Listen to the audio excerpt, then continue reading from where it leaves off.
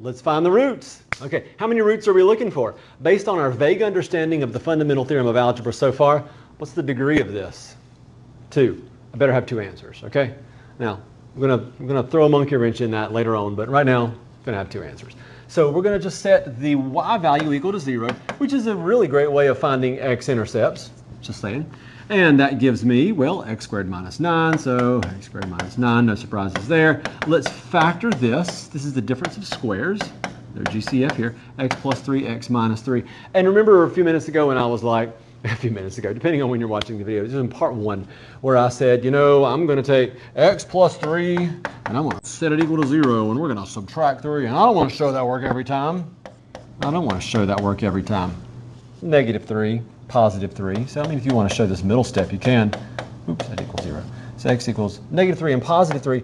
And we have just found our 2 roots. And they are real roots. Meaning, if I were to graph this, this would show up on the x-axis at negative 3 and positive 3. I'd love to prove it, but I'm not.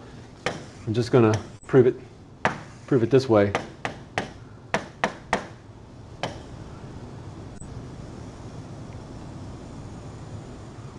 Oops, some proof that was, I missed. There we go, that's what they would be. By the way, that coordinate right there is at 0, negative 9. Just saying, if you plugged in a 0 for x, you'd get a negative 9 as your output. And that's it right there.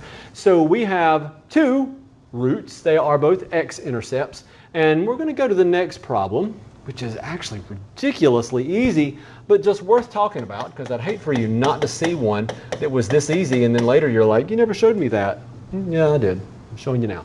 So this is going to be equal to 0. We're looking for the roots. Okay, what's the degree of this? If you said 3, you were looking at the leading coefficient.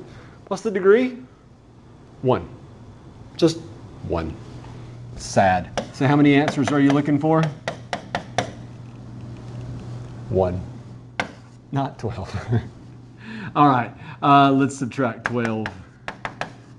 Divide by 3. There we go. Negative 4. That's it. You got your 1 answer. You got your 1 root. It is a real root. If you graph this, it's a line. You graph that. You graph that. It's going to have a y-intercept of 12 and a slope of 3. Come on now. Ignore that dot. It's going to go like that. This right there is at x equals negative 4. It's your 1 root. That's it.